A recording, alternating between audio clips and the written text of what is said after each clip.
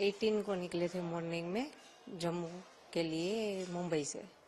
वहाँ पे हमने 3 नाइट श्रीनगर में की और ये पहलगाम के लिए हम जब निकले, सुबह निकले श्रीनगर से और दोपहर में 12 साढ़े 12 1 बजे तक पहुँच गए।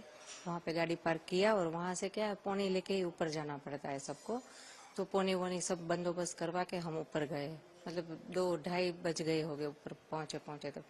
फिर वहाँ जाके थोड़ा रेस्ट किया, मतलब 5-10 मिनट हुए थे हम वहाँ पहुँचे ऊपर, और बच्चे को भूख लगी थी तो कुछ नाश्ता वास्ता करने बैठे। इतने में फायरिंग की आवाज़ आई तो हमने सब तरफ देखा पर कुछ दिखा नहीं। तो हमने शॉप वाले से पूछा कि आवाज़ कैसी है। वो लोग भी डर गए कि मैडम पता नहीं, हमने भी आज पहली बार सुनी है। और इतनी देर में फिर से वापस वो फायरिंग की आवाज़ आई तो सबको लगा कि नहीं कुछ तो गलत है, तो सब अपनी जान बचा के इधर उधर छिपने के लिए भागे। पर कहीं छिपने की जगह थी ही नहीं, क्योंकि पूरा तो बाउंड्री किया हुआ था, तो कहाँ कोई भागे कहाँ कोई छिपे। और इतने में सडनली वो हमारे सामने आके खड़ा हो गया। जो हम इस तरफ झुक के जहाँ पे थे, हमारे सामने तो एक था, बाकी कहीं भी हर जगह सबको घेर लिया था उसने। हमारे सामने जो एक बंदा था उसने ये बोला हिंदू एक तरफ हो जाओ, मुसलमान एक तरफ हो जाओ। फिर उसने बोला कलाम, तो जो मुसलमान थे उसने बोला कि मुस्लिम। फिर उसने बोला कलाम, फिर मुस्लिम, फिर कलाम, फिर मुस्लिम। जो उनका होगा कुछ, हमें तो वो पता नहीं था, क्योंकि मेरे बाजू में जो लेडी थी वो मुस्लिम थी, तो मैं सुन रही थी। जैसे ही वो आतंकवादी कलाम बोलता है ना, तो जो मुसलमान होते हैं वो लोग बोलते हैं मुसलमान। तो वो उसने पूछा, हिंदू को एक तरफ किया और जो भी हिंदू भाई थे सबको शूट कर दिया। तो ये जब ये लोग आए तो इन लोगों ने इनके हाथ में क्या क्या था, ये कैसे थे? जो मेरे सामने जो बंदा खड़ा था, मतलब पूरा इतनी लंबी हाइट थी और उसने ग्रीन कलर का पहना था पूरा, वो टॉप, वो पैजामा वगैरह पहनते हैं ना, वो कुर्ता और पैजामा, वो उसने पहना था। ऊपर वो जो नमाज पढ़ने के टाइम जो कैप पहनते हैं वैसी कैप पहनी थी। इतनी लंबी दाढ़ी थी, गोरा लंबा पतला था।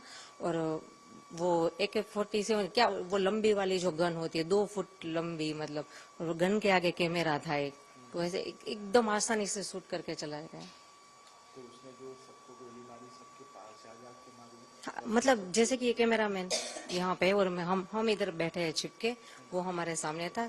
हिंदू मुसलमान को अलग किया और जो हिंदू भाई थे सबको वहीं खड़े खड़े सबको गोली मार दी। हम सब आसपास ही थे, ज्यादा दूर नहीं थे सब, मतलब एक टच में ही थे। एक दूसरे का हाथ पकड़ के सब हम डर के नीचे बैठे थे कि हमें भी कोई लेना देना नहीं, किसी की जानहानि ना हो, इस डर से हम लोग सब नीचे बैठे थे। फिर भी उसने किसी को नहीं बख्शा। तो उसने देख लिया था कि आप लोग छुप गए? हाँ, नहीं सभी छुपना, मतलब ये जैसे कि बाउंड्री है, वो भी जाली ही थी, बाउंड्री में और कुछ था भी नहीं। वो नेट वाली जो बाउंड्री होती है वही थी। हाँ। फिर उसने जब आपके पति को गोली मारी फिर आगे क्या हुआ? उसने डायरेक्ट गोली मारी या फिर कुछ उनसे बात हुई थी? नहीं, उसने किसी से बात नहीं, बात उसने इतनी ही की, हिंदू एक तरफ हो जाओ, मुसलमान एक तरफ हो जाओ। आपने कुछ उसे रोकने का प्रयास किया? नहीं नहीं, हम इतने डर गए थे, इतने सामने, हमारे एग्जिट सामने थे।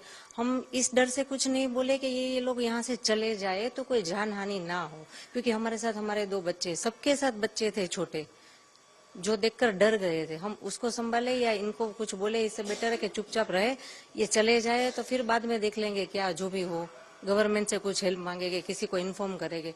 पर उसने कुछ मौका दिया ही नहीं, जैसे ही आया सामने बस हिंदू मुसलमान को अलग किया और शूट कर दिया, और खड़ा रहा वहां पे जब तक ये लोग तड़प तड़प के मरे। तो ये जब उसने गोली मारी उसके बाद जैसा आपने बताया कि मुस्कुरा भी रहा था हाँ। और वो देख रहा था, तो हाँ, उसने कितने लोगों के मरने का वेट किया? हमारे साथ जो भी जेंट्स है, आई थिंक 6 to 7 थे ही, सबको उसने गोली मारी। और उसने इतनी नजदीक से गोली मारी ना, मतलब 2 से 3 मिनट में सब खत्म। हम हमारे सामने ही, जैसे कि मेरे हस्बैंड का सर मेरे मेरे गोद में था, मेरे पीछे मेरी बेटी, उसके पीछे मेरा बेटा, ऐसे हम बैठे थे।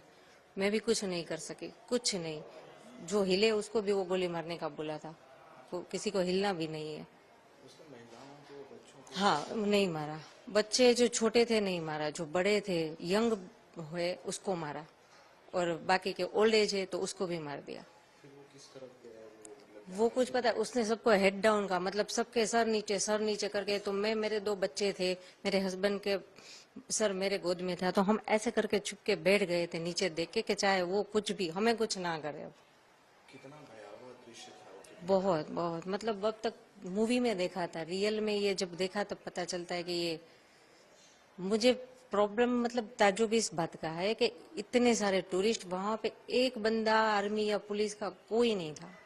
तो अभी जो है जिस तरीके से पूरी घटना बनी है और पूरी प्रक्रिया हुई है, तो इसमें इन्वॉल्वमेंट्स आया है कि पाकिस्तान और वहाँ के लोग भी इन्वॉल्व थे।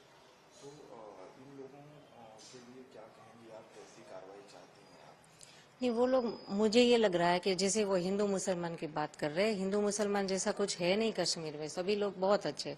मतलब जो हम जिसके कैब में घूम रहे थे वो भैया भी मुस्लिम थे, जिस होटल में रुके थे वो भी मुस्लिम थे। वहां पे ऐसा कोई माहौल नहीं है।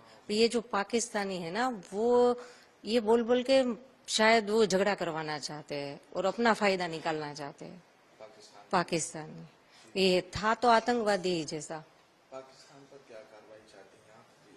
ऐसे देश जो लगातार ऐसे आतंकवाद फैला रहा देखो, वो तो गवर्नमेंट को हमसे ज्यादा पता है, पर मेरा तो इतना मानना है कि ये जो जो टूरिस्ट प्लेस पर आज हुआ, जहां हम गए, वहां पे अच्छे से सिक्योरिटी बिठा दीजिए, या तो वो प्लेस बंद कर दीजिए ताकि कोई जाए ना, किसी की जान हानि ना हो। जितना गवर्नमेंट से कंट्रोल हो वो एरिया ओपन रखो, जो कंट्रोल नहीं हो रहा है और जो डेंजर जोन है वहां पे किसी को जाने ही मत दो ना। फिर ये कोई छोटा मोटा हादसा है नहीं। अगर ये डेंजर जोन था तो किसी को ऊपर जाने ही क्यों दे रहे थे वो लोग? विदाउट परमिशन तो कोई ऊपर जा नहीं सकता था। आर्मी कैंप के सामने से ही सब जाते थे, तो उनको पता ही है ना इतने टूरिस्ट ऊपर है। तो ऊपर कोई कोई सिक्योरिटी नहीं, कोई पुलिस नहीं, नहीं कोई हॉस्पिटल, कुछ नहीं, कोई मदद नहीं। पहाड़ी इलाका है। पहाड़ी इलाका, पौनी से ऊपर जाना पड़ता है। मतलब रास्ता भी इतना खराब, आप चल के भी ना जा सको, कार वार नहीं जा सकती।